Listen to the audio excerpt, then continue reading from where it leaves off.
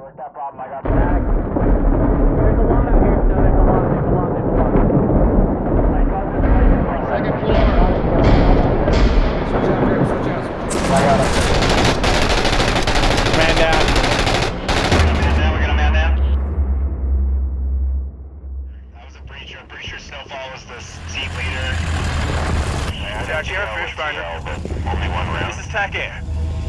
I've got visual on multiple hostiles in a roof south of LRP Butler. Might be the AQI headquarters you're looking for. Copy that. I'll get 3rd Squad to secure the target. 3rd Squad, Spartan 3. Iron Mountain convoy is en route to the LRP. ETA 20 mics. Secure and hold that AQI complex until the convoy's on site with resupply. Oh, Okay, you target also get building an straight M4. there.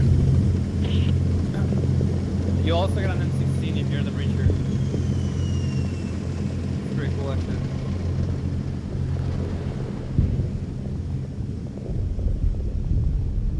Oh, you're a Buster grenadier, yourself. Snow. Yeah, I only have 2 rounds though. Oh, really? That's It kind didn't seem that effective either. of contact south. All right, we're pushing left side. Left side. Technical. Technical left.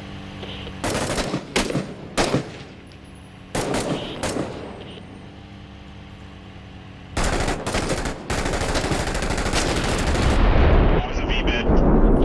Oh my god. Fucked up. With you. You're pushing from me, Snow.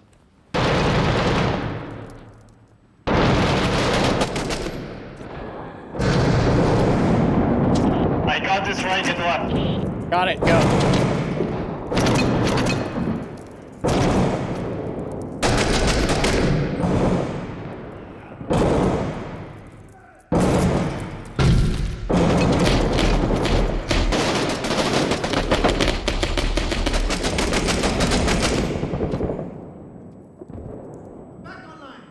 With you here, man. Just watching the middle.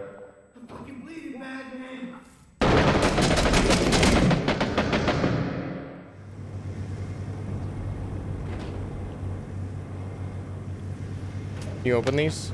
I don't think so. Yeah, I think you can. Breacher up. Oh, I got it. Charge You got up. it? I got it. Cover. Okay.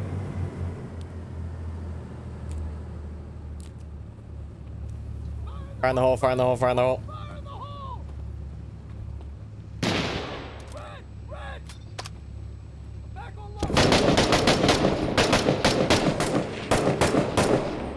I don't know if I got him. He's right behind that fucking car. You want me to frag a Bob? Yeah, frag right in between this car and truck. Go.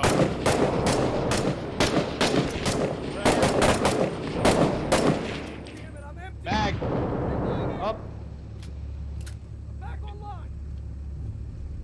All right. I'm going right. I'm going right.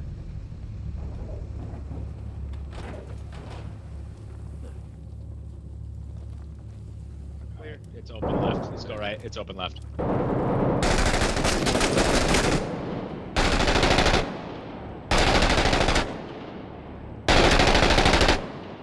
I'm pushing right. Copy Last with you. man, Snow.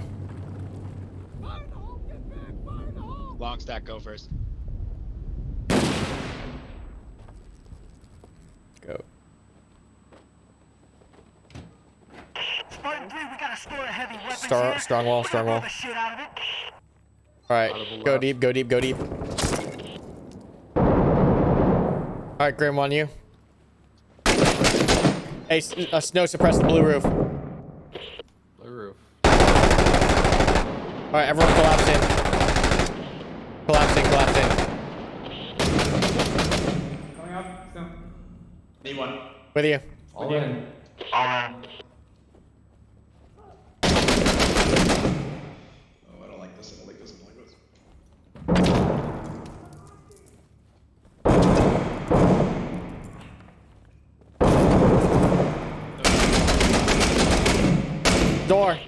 Door. With you, Grim. Your left.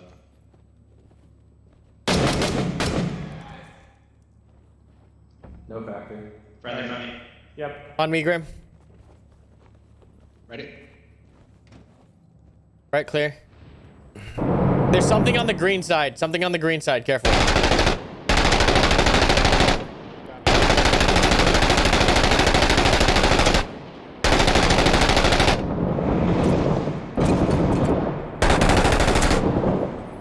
Moose, you with me? Yeah, I'm with you.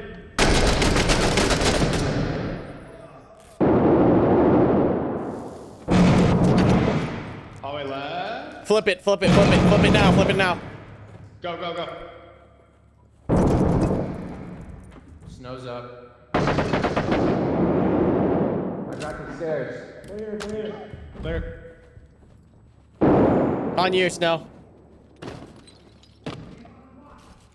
I'm trying to leave with my light. Yep. Left, right, left, right.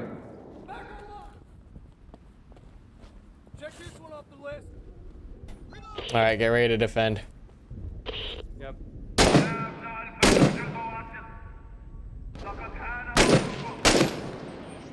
I got eyes north and west.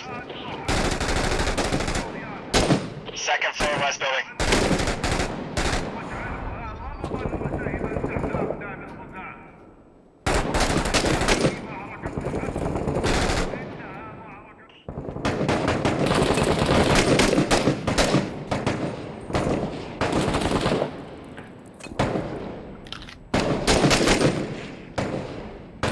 Frag out. I'm reloading. I'm back online. Fuck. Hey, I'm hurt. Covering. Cover us.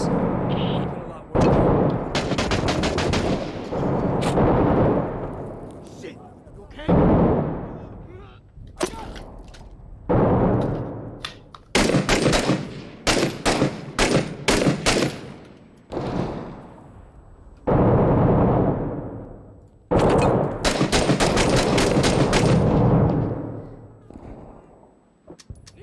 Mag.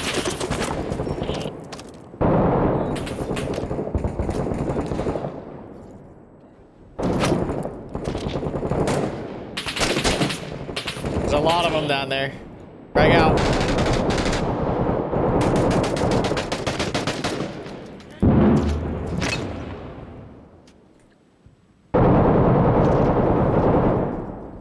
Hey, let the dust settle, then we can push down. Check.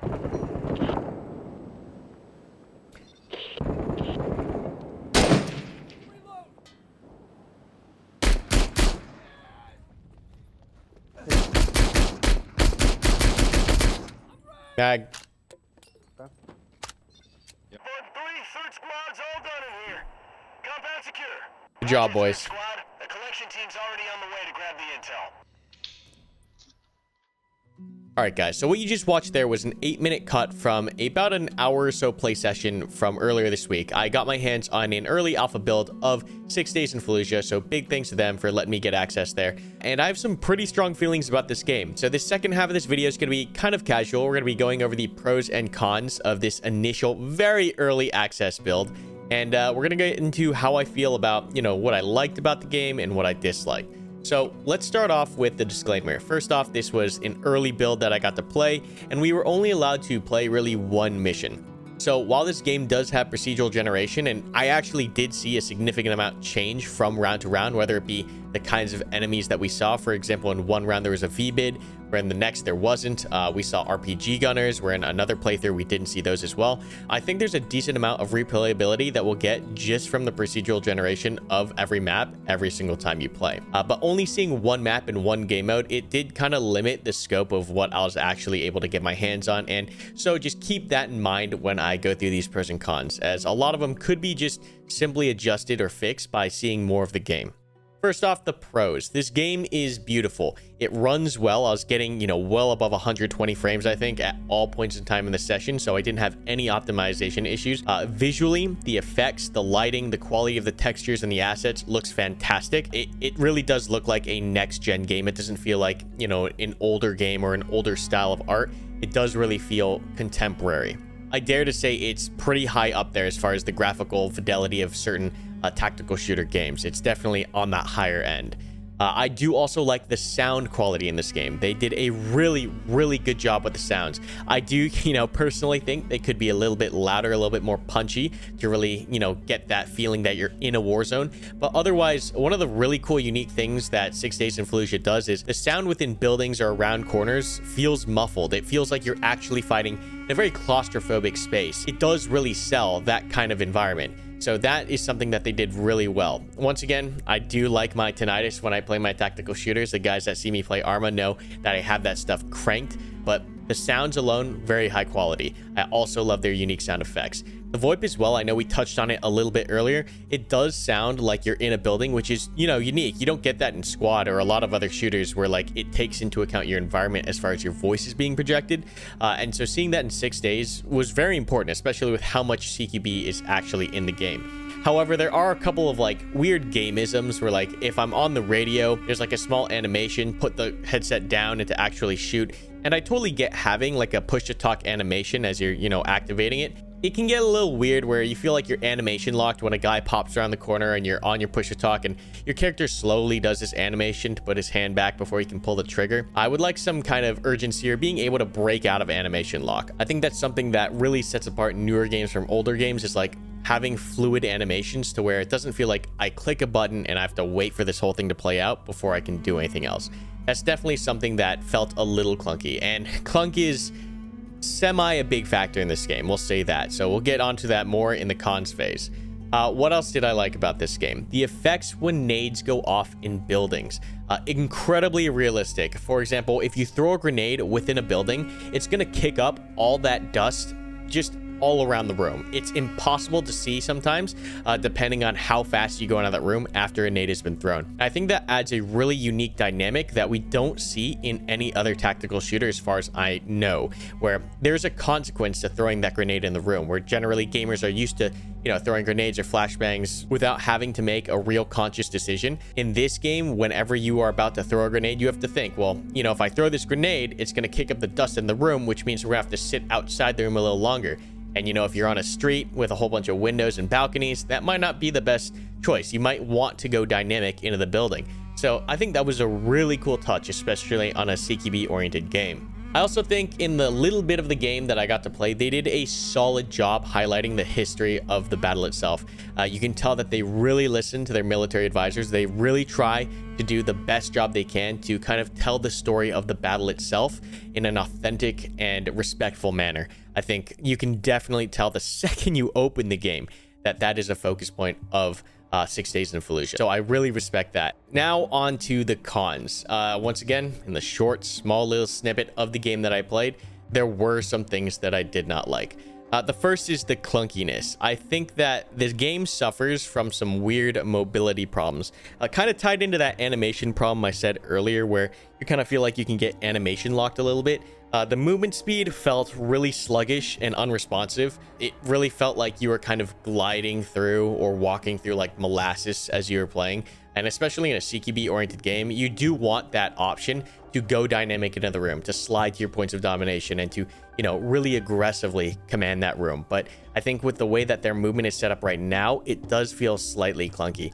And I think that kind of ties into a larger concern I have for the game, where at this point right now, it does feel like the game suffers from a small identity crisis. I feel like the game is stuck between trying to be like this mini documentary on the rails playthrough enlightening experience or educational experience, and like a full-on tactical shooter that's meant to be played and gameplay is the top focus. I think they're making a couple of compromises that when mixed together don't necessarily feel the best. Like the game looks amazing, there's a great theme to the actual gameplay, but when you come down to actually moving around, it feels awkward, it feels clunky, it feels slow. So I'm not sure how they'll address that. They can always rework how the player is controlled and how the player moves in the future. And the gunplay, I must say, was satisfying. It was crunchy. It didn't feel too cumbersome at all compared to the movement, but it was something that came up repeatedly. It's like I was always thinking, like, I can't tell if this is supposed to be an on the rails educational experience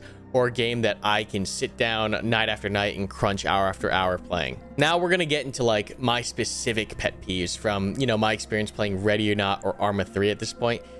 missing critical CQB features. Now, this is because we play so much Ready or Not, so much Ground Branch, so much Arma.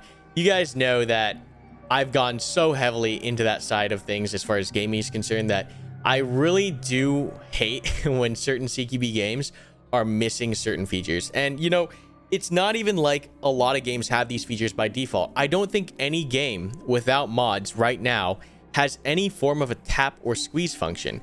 In Arma, in Ground Branch, in Ready or Not, like any of those solutions, they're all modded in, whether it's through Ace or it's through Ready or Not's Tappy mod, which is a really cool mod. So I don't know, in a game like this where you want to kind of play authentically and you want to lean on, you know, whether you're appealing to vets or people who do enjoy CQB, I think you need to offer them the tools to be able to execute those actions as authentically as possible. So seeing something like a squeeze or tap kind of functionality would be great. In addition to high ready, low ready, there's an automatic high ready, low ready function in the game now. But coming from Ready or Not or even Arma 3 mods, I do always, you know, really want to be checking where my muzzle is. And I've gotten to this habit where if I'm ever flagging someone in a video game, I feel anxious. I get anxious. So once again, leaning back into the authenticity of 6 Days in Fallujah, I think it's a feature that would fit right in and would help players, you know, add more to that genuine room clearing experience. My final concern, which is a big one, but once again, as I mentioned in the beginning, could be adjusted by seeing more of the game, is replayability. Seeing this one game mode was cool. Seeing the procedural generation was very interesting because you did get somewhat of a varied experience from round to round. But I need to see more of the game modes and how the AI functions or what AI updates they have planned in the future. Just because I could see myself just wanting to play one map and getting out, because there's no real depth past, you know, what you make of the CQB experiences. Right now, as far as the threats that you can face, it was mainly just that VBID that really changed things up. I really do hope that 6 Days gets some more in-depth AI mechanics, whether it's, I don't know if that'll do civilians, but, you know, surrendering AI or, you know, AI that's pretending to be dead, or IED threats maybe, or whatever, you know, it might be that increases the replayability of the game, just because it's pretty hard right now to tell how much, you know, you're going to be able to squeeze out of this experience. So that's something I'm hopeful for. I really am hopeful for, because I think there's a lot of unique things that they can do in 6 Days that would make every playthrough feel unique. But that's pretty much all I've got in my mind. The last thing is I know I'm probably in the minority here with the ability to pull from like a community or a large group of people to play these CQB games, but another pet peeve of mine is just having to take on these massive objectives like in Ready or Not or in Ground Branch, where I'm working with like 4 or 5 guys, which would normally be on a like platoon or maybe even company sized objective sometimes. It does feel a little weird because there's so much ground that you have to cover that you can't really, you know, use real tactics, you know, setting up isolation or containment or breaching buildings properly because you only have 4 guys. But time will tell. I'm extremely hopeful for this game. This game has so much potential, and I will confidently say, as far as everything else is concerned, this is the most immersive first-person shooter experience that I have played in years. It very much is. It looks great. It sounds great. There's a couple things wrong. There's a whole bunch of features missing, but I really do like this game. I want to see where it goes in the future, and you can bet that this is going to be a staple on the channel for, you know, as long as I'm down to play it. I hope you guys enjoy. Make sure you subscribe. We'll be doing more game coverage of 6 Days in the future as more information comes out. But yeah, hope you guys enjoyed, and I'll see you in the next one.